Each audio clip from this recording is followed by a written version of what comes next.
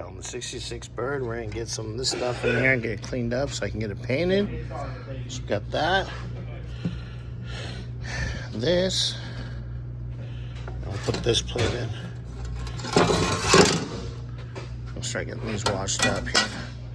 And I'll show you when it's done and when I'm clean. Make sure it's all scuffed up and get them painted. All right, guys. Got the first stuff out. Looking pretty good. I'm gonna take a wire wheel to those real quick. So we all can triple, quadruple video.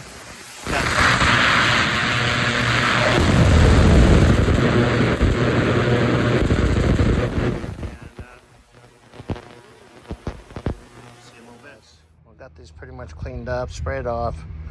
So I'm gonna paint these satin black, and I'll show you the aftermath a little bit. Those sit for a moment, and we'll head up another coat. Now I'm gonna go finish up the other things, clean those up, and get ready to be painted. Okay, got that pretty much cleaned up. We're gonna hit that with its first coat. We're gonna hit that with the second coat.